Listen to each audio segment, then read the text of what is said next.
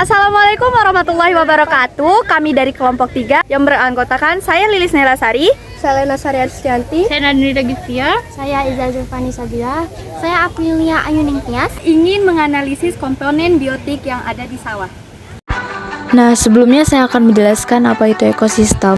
Ekosistem adalah hubungan antara makhluk hidup dengan lingkungannya yang ditempati oleh dua komponen, yaitu komponen abiotik yang terdiri dari semua benda mati, contohnya seperti batu, tanah, air, cahaya matahari, dan suhu. Nah, yang kedua yaitu komponen biotik. Komponen biotik terdiri dari semua makhluk hidup seperti manusia, tumbuhan, dan hewan. Dan interaksi makhluk hidup dan lingkungannya adalah hubungan timbal balik antara makhluk hidup dengan makhluk hidup lainnya atau dengan benda-benda tidak hidup di sekitarnya.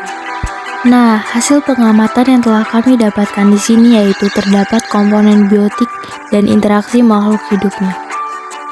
Baiklah, yuk ikuti kami untuk menemukan adanya komponen biotik dan interaksi makhluk hidupnya di ekosistem sawah.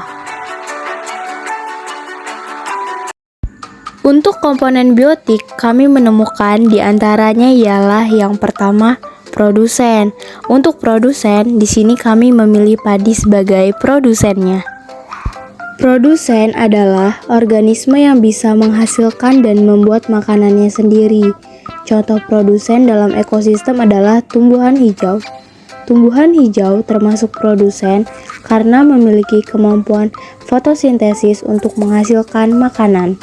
Untuk herbivoranya, di sini kami menemukan keong emas dan kupu-kupu. Herbivora adalah kelompok hewan yang memakan tumbuhan. Lalu yang selanjutnya karnivora. Di sini kami menemukan adanya katak dan capung. Hewan karnivora adalah kelompok hewan pemakan daging atau pemakan hewan lain. Nah, untuk omnivoranya, kami memilih manusia sebagai omnivoranya. Omnivora merupakan pemakan segala, baik tumbuhan maupun daging. Lalu detritivor. Untuk detritivor, di sini kami menemukan adanya cacing, keong, dan siput.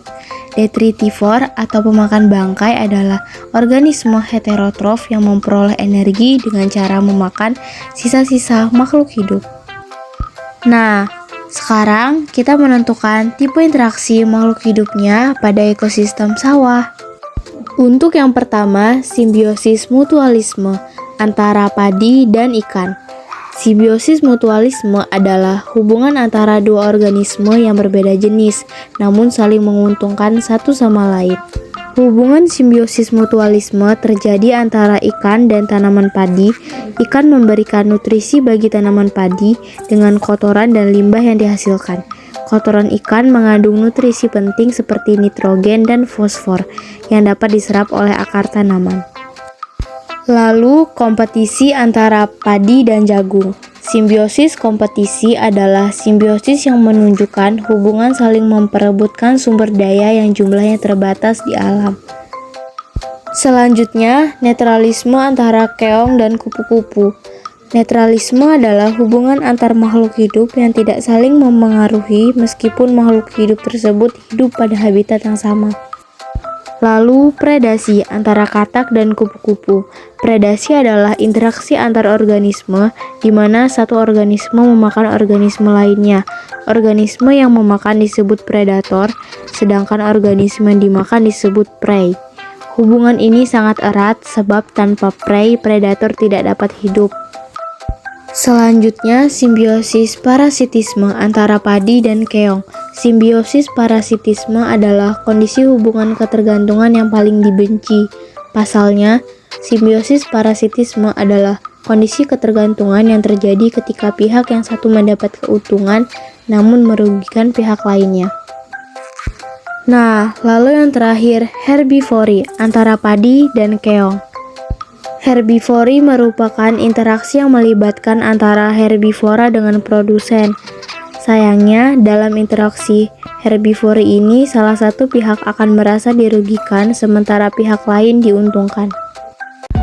Terima kasih, sekian yang dapat kami sampaikan mengenai pengamatan komponen biotik dan tipe interaksinya di ekosistem sawah.